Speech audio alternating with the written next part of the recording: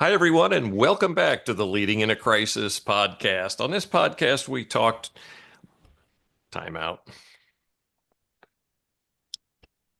Hi, everyone, and welcome back to the Leading in a Crisis podcast. We're very happy to have you with us again today.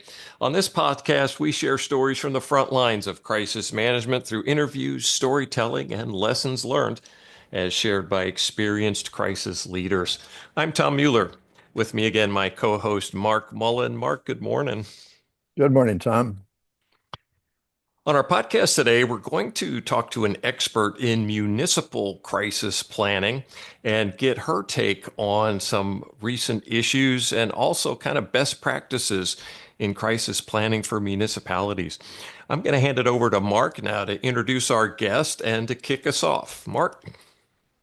Thank you, Tom. And I'm very happy to have this time together with you and with Alicia Johnson with 2 Lynchpin Road. Alicia, that would be fun just to know how it got that name, and maybe you can share that with us as well. As Tom already mentioned, Alicia has deep background in crisis preparedness and response. And we thought she'd be a great guest because there's a lot of synergy that can happen between public and private planning. And it would be nice, I think, to take a look at some of the differences, but some of the similarities and the strengths, and maybe wrap it up in talking about a few possible crises along the way. So, Alicia, welcome. Glad to have you with us. Glad to be here. Thanks, Mark. Okay. And why don't we, if you would, I've been reading about you on your website and following your newsletters, and I'm curious. We all end up doing what we do because there's some passion or event behind it that has led us to it. So I'm curious to know, as you introduce yourself and tell us about yourself a little, if you could also sort of focus on what brought you into this field and what makes you stay in it. Yeah, that's a great question. So I think every emergency manager, and frankly, every emergency responder kind of has an impetus event. For me specifically, that occurred when I was very young. I distinctly remember the Yellowstone fires, and partially because my dad grew up in that particular area of northern Wyoming, and we spent almost every summer going through the park. And the summer after the fires, we didn't go because it was too painful for my dad to see the destruction of that particular area. And it really kind of stayed with me in a way that I don't think I recognized at the time, but it was just kind of hovering there in the background. And then when I got out of school, after majoring in communications and political science, I wanted to go to work in local government, as Tom alluded to. And there was a role available as a public information officer in a community that was near my hometown. And it sort of all coalesced at one moment. And I remember a key point in the interview when the director of emergency management said, "Well, do you understand what this job does? As a public information officer, do you understand the role?" And I said, I thought for a minute, I thought, well, can I like tap dance around the answer, or should I be brutally honest? And I decided to go with brutal honesty. And my comment back to them was, I don't understand everything this role does, but what I do know is that when something bad happens, the blue line across the bottom of the television screen comes on and tells people what to do. And this job has everything to do with the blue line. That's the whole point of it. And apparently that was the right answer because I got the role and then Mm. continued to kind of work in that process.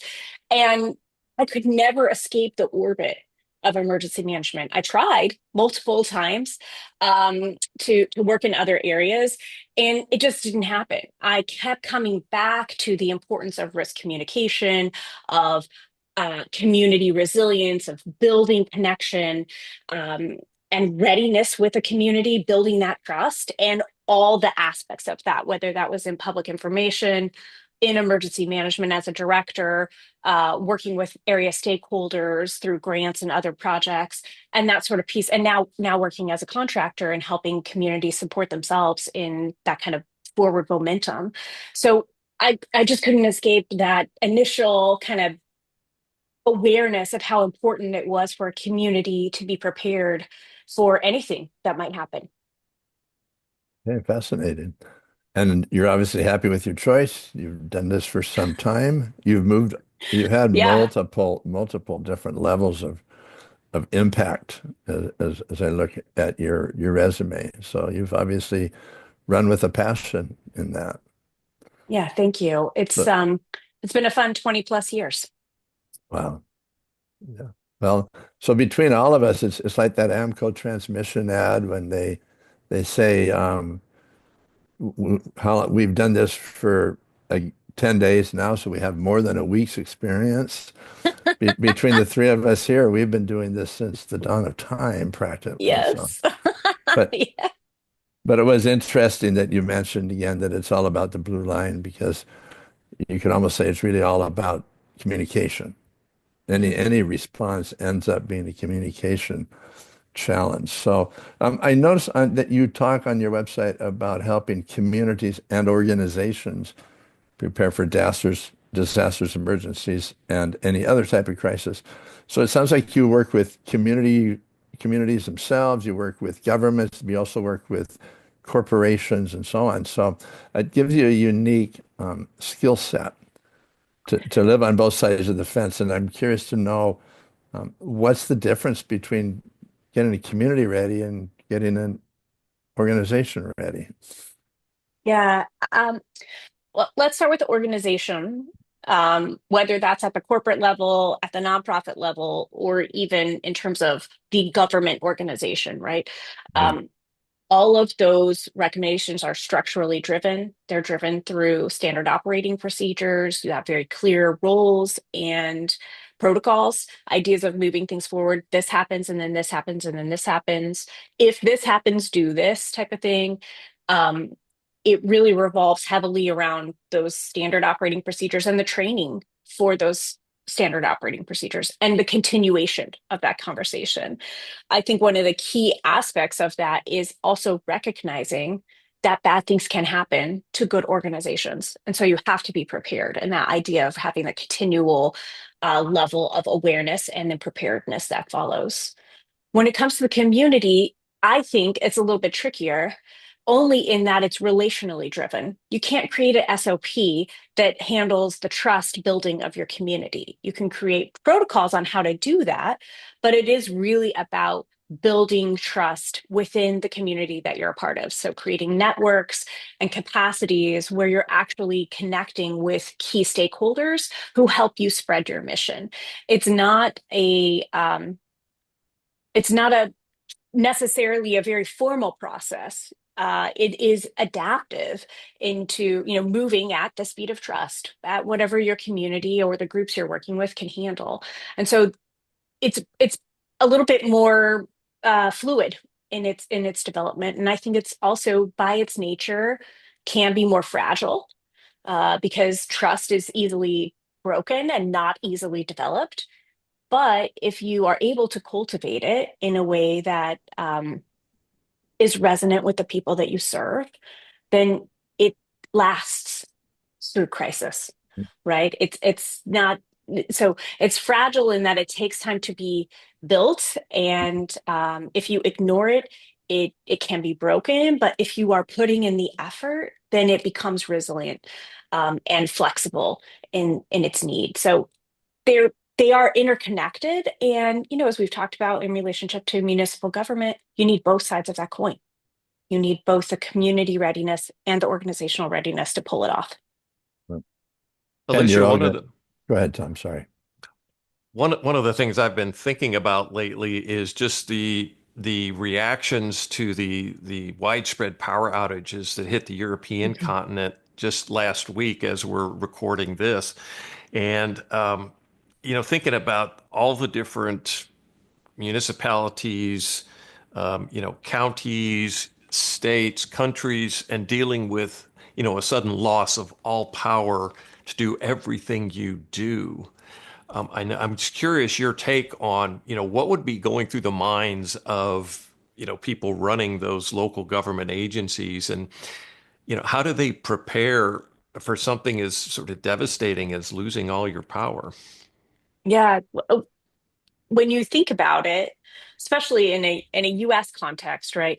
We we we think about that almost as if like that's unfathomable. It would never happen here, but it does happen here all the time, right? It happens in what California calls the public safety power shutdowns, where they preemptively cut off the power for wildfire events or potential wildfire events. They don't even have to have a live fire. It's just there's heavy wind, it's a drought, it meets certain qualifications, the power comes off for a period of time.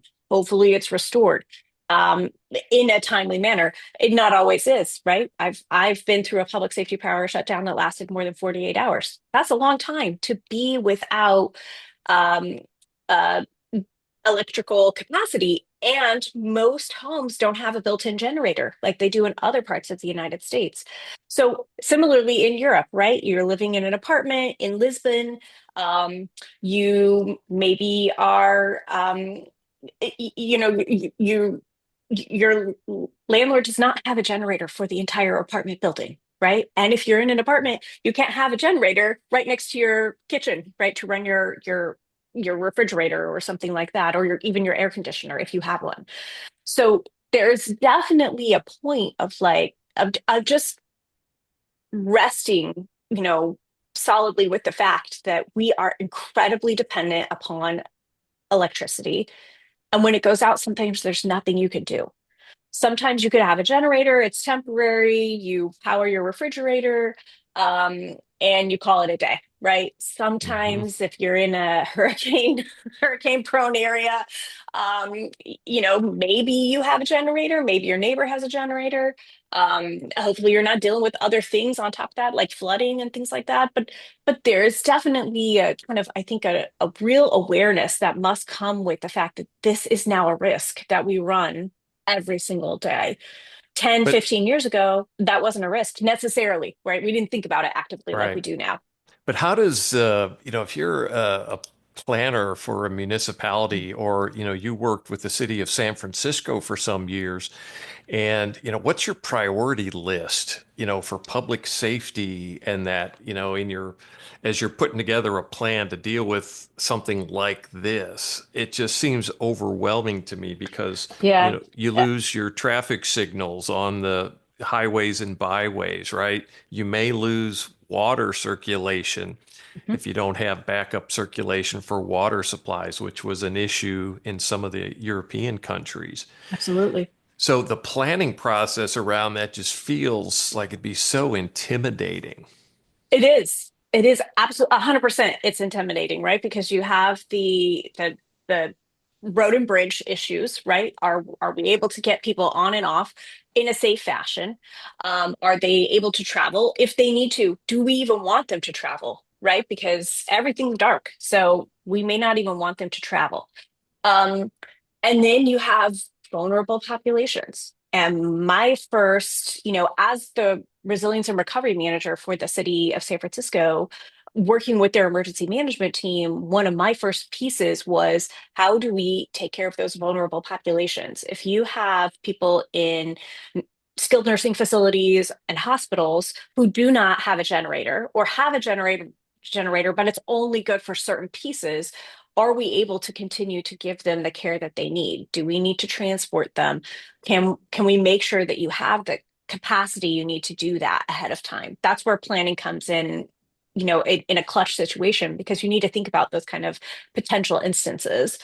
And then I think there's other pieces where you're looking at, from a private sector perspective. If they do not have uh, generator power for things like a grocery store, all of their foodstuffs that are in frozen or refrigerated areas are no longer viable. That's a problem because now they have written off many hundreds of dollars, Mhm. maybe thousands, maybe hundreds of thousands, depending on what it is that they, the type of location. And how does that fit in? Where does that come into the structure? And how do you help them prepare for that particular instance? Um, I think we're still waiting for some more data from what to come out from Europe and from this particular outage and what we can use to implement here in the States. We went through that a few years ago here in the Houston area where I live. It was in February where we had a huge freeze came into the area, and took out a lot of the power generation for a variety of reasons. And so we had suddenly, balmy Houston in 20-degree Fahrenheit temperatures with no electricity. And so we had something on the order of 100,000 homes where pipes burst, flooded the homes, and just created all kinds of issues. Now you've got cold temperatures, people can't stay in their homes, you need to open shelters, a lot of that. And of course, that in itself spurred the home generator market in Houston like it's never been spurred before. All of my neighbors suddenly have Generacs trucks parked out front and installing generators, right? And I did that myself to try and get through that. But even dealing with, as you said, the vulnerable populations is a huge issue that planners have to deal with in these types of crisis planning sessions. Yes, and those are partners. So as a municipal planner, and as a public information officer or an emergency manager as a whole, you cannot control what they do or don't do. So it is about building that, we're back to community readiness, right? It's about building that trust and the capacity that this can happen to us. Here are some possible solutions. We urge you to make these appropriate decisions. And it's tied to your economic bottom line, right? The more prepared you are, the more likely you are to be able to, serve your clientele, your customers, your partners successfully. And I think that is a big part of emergency management. It's not just about the planning. It's also about making sure that we bring everyone to the table, that the table is large enough, that everyone's present, so that we can have really solid conversations and take next steps on behalf of the people we're supposed to be protecting. Sounds like there's an issue here of trust and really portraying and helping people understand that trust doesn't mean don't worry, we'll take care of you. There's a point you've just got to say, there's a line here, and at this level above this, we cannot take care of you. It's Mhm. funny, Tom, you're talking about the European events were like a major storm without a major storm. All the power went down as if it had been knocked out. Mhm. And yet, the cause was who knows what yet. And you had in Houston, you had water damage like a hurricane, but without a hurricane.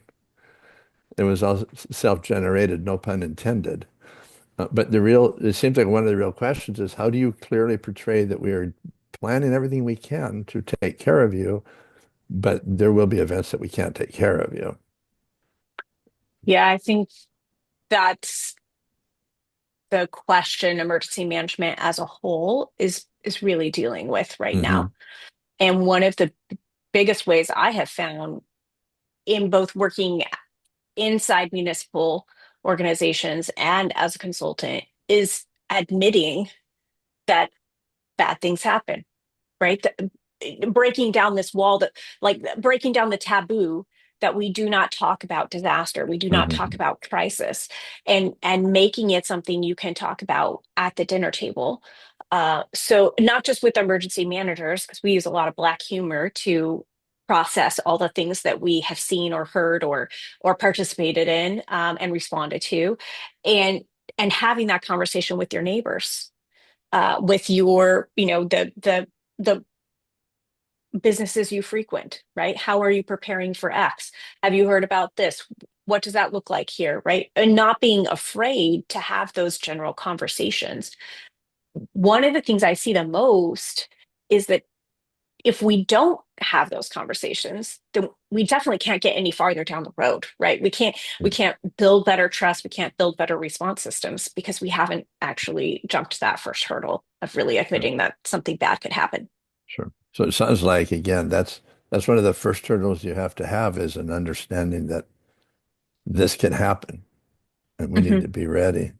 Is that Yeah, common that people get to that point and then their list of what could happen is shorter and smaller than your knowledge of what could happen? Do you, absolutely. yeah. Absolutely. Oh, well, we're at risk for earthquakes and wildfires. And you're like, and? Add these 10 other things because they might happen to you. They're like, oh no, that would never happen here. You're like, oh No. wait, actually, it might happen. Yeah. Oh And man. back to the power outages in the EU, I think a lot of people will be like, well, that isn't going to happen here because our grid isn't X, right? So, which is kind of irrelevant. Yes, maybe that not that exact thing will happen, but Mhm. there are precedent for that to happen Yeah. all across the United States in various areas, both Yeah. rural and metropolitan. We have to Right. acknowledge that. Right. Well, just think of all the European airport emergency managers that did a quick check to see, can we survive a fire in a substation? And they'll said, sure, Yes. we've got redundancy, and then the whole continent goes black. Yes. And then everyone's flight is canceled for a Yeah. week. Yep. Mhm. Alicia, Wow. uh, I was thinking back to a crisis situation that hit a community where I own a home in a little town called Wimberley in central Texas, and a massive flood hit that community one Memorial Day weekend. And the river that runs through it went from 5 feet to 48 feet over the course of about an hour. Oh, And big holiday weekend, all of that.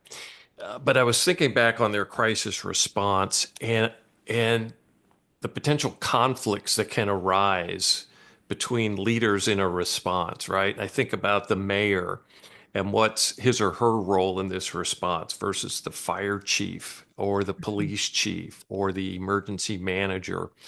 And there's just seems to me there's huge potential for conflict, when something actually happens.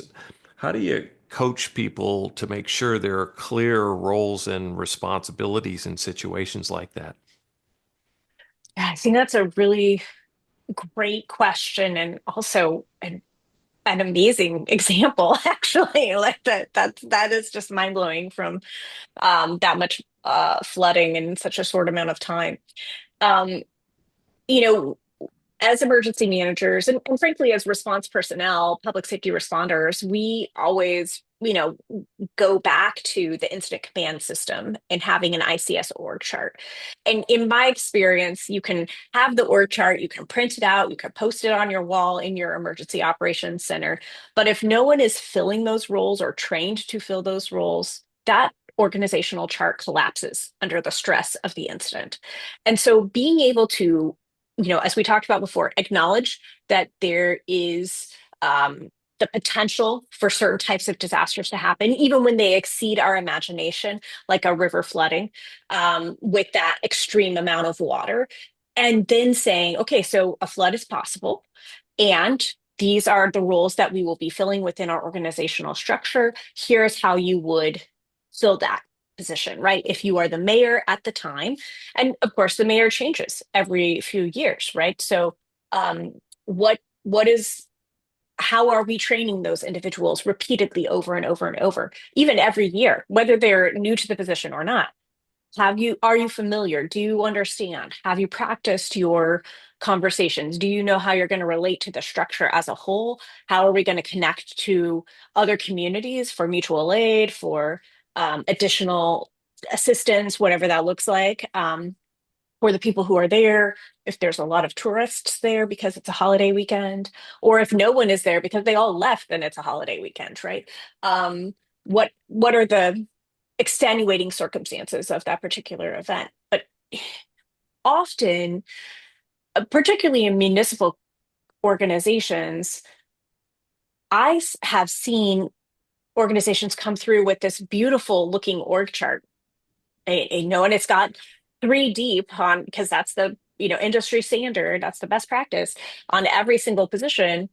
Those three people, if they are all currently still employed by the organization, high five, because often they're not. And if they have been trained, that's always the question. Like, well, when was the last time this person was trained to do Mhm. X or Y or feel comfortable here? When was the last time you guys practiced a full on activation? Did you test your IT? Like, those are basic questions that we continue to ask over and over and over because they are incredible points of failure. And then if you've surmounted all of those little tiny pieces that are like we're completely capable, we're ready to go.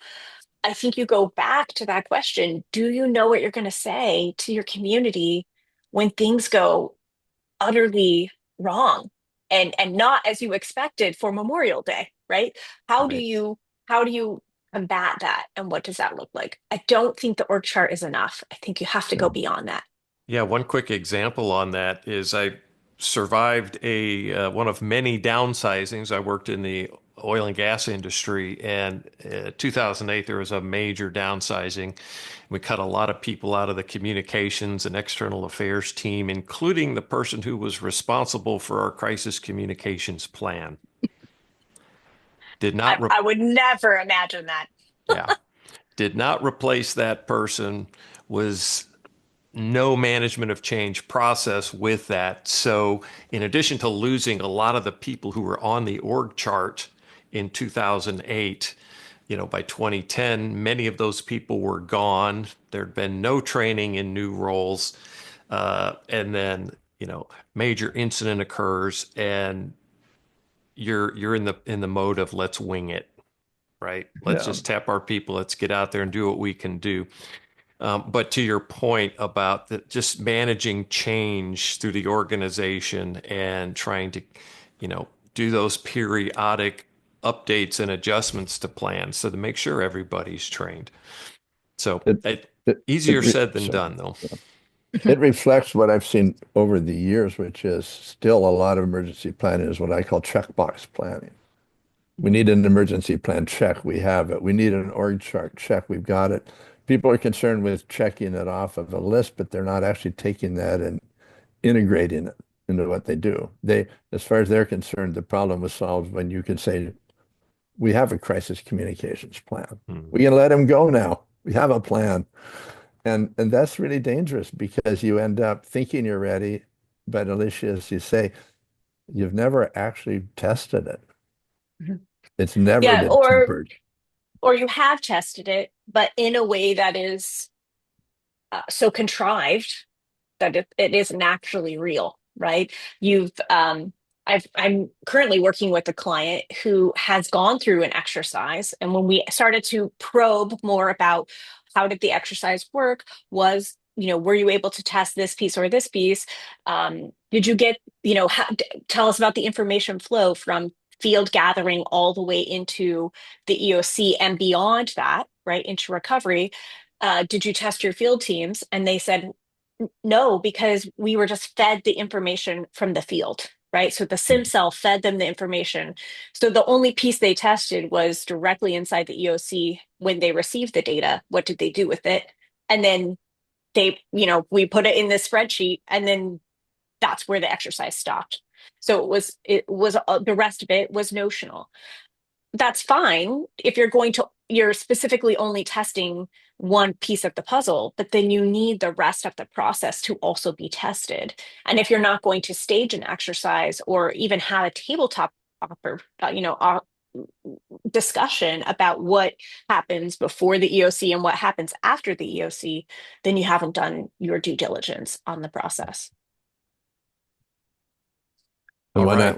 yeah, go ahead, Tom. Well, yeah, Mark is just going to say we're coming up on 28, 29 minutes here. So, really, really great conversation, Alicia. Mark, a closing question here. We could keep going for an hour, but I we know, but we can't. we would fall into the have another beer pity talk that all crisis prepared get into. It's too early for have another beer pity talk. Well, Ken, you already talked, for example, I was curious to know what you see that breaks most often, but I think we just discussed that somewhat of underpreparedness and lack of focus and not understanding the scope. But if you could mandate, we'll give you all the power in the world now. If you could mandate three actions for every emergency planner to take, what would they be? I And the think 10 one, this is hard because three is isn't enough. not enough, but let's and this is in no particular order. These are just the thoughts that are coming to my head. One I think is run a full scale exercise. around the issue that is most pertinent at the time, right? So that could be a power outage, that could be a natural event, uh, it could be a human caused event, whatever it is, but run a full scale exercise because you want to test everything tip to tail and see where it breaks. Right. Once you get that, then you have a really good operational checklist of what you want to be moving forward on and fixing. So that's one thing that I would quote unquote mandate. Um, the second thing I would mandate is deeper conversations with the communities that we support.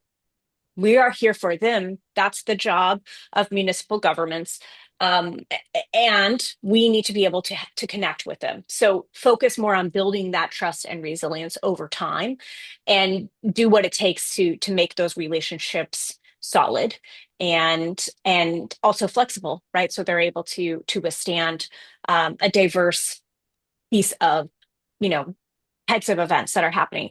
And then I think the other piece that I would say is that we need deeper conversations with our decision makers, not only those who are directly in positions of leadership, but also those beneath them who would be making regular, accurate, hopefully accurate decisions during a time of crisis, and designate and empower those decision makers as they move forward in their process so that they are not waiting to make a critical decision because they need someone else above them to sign off. And so being able to ensure that we're moving again at the speed of trust that we have already built with the community to bring, and with our responders as well, to bring things full circle.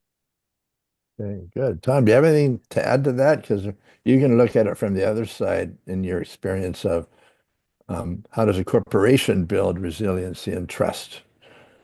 Mhm. Well, yeah, certainly I'd start off with have a plan and test that plan and train your people to that plan. Themes we've already talked about here with Alicia this morning. Um, Gosh, so much can be accomplished if you just do that, right? Given the speed of change, the speed of transitions that we're all working through these days, whether it's politically or personally, there's just constant change that's roiling us in our global environment. So that to me is just a huge one: is have a plan, train your people on your plan.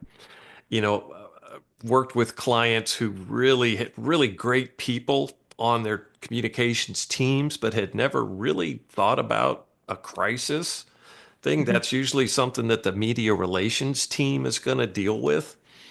But when it's something that is a brand crisis or that affects the overall company, your reputation, or heaven forbid you injure people in a community somewhere, and now you've got the whole world looking over your shoulder and watching it. What is your plan to deal with that? And how trained are your people to be able to manage that? And I think, Alicia, to one point you made, what's the trust? What's the delegation of authority that you give to your people out in the field to engage and to manage relationships on the ground? Or are you controlling all of that from up on high? So there's a lot of trust that goes with that. But, I think back to, we worked the Deepwater Horizon oil spill, and we took everybody we had and threw them out into the field, and it wasn't nearly enough people. But we had the people who were left after the big downsizing were good people, and we just said, go out there, find the community leaders, find the TV cameras that are there, tell them what we're doing, and be a source and be a good communicator there. And we let them run, right? And did our best to provide updated information each and every day so they had good things to talk about. But in the end, we put a whole lot of trust in those people out in the field. And it was because they were well trained, knew their jobs, and could work independently like that. So those are all great points to make. Mark, excellent question there. Thanks for bringing that in. Sure. Well, I think we'll stop there, guys. It's been a really fun conversation. So thank you, Alicia, for joining us today. Mark, thank you again for being with us as well. Absolutely, my pleasure. Thank you. And that's going to do it for this episode of the Leading in a Crisis podcast. We do thank you for joining with us. If you like what you're seeing and hearing, and then please like and subscribe to the podcast, and we'll see you again soon for another episode.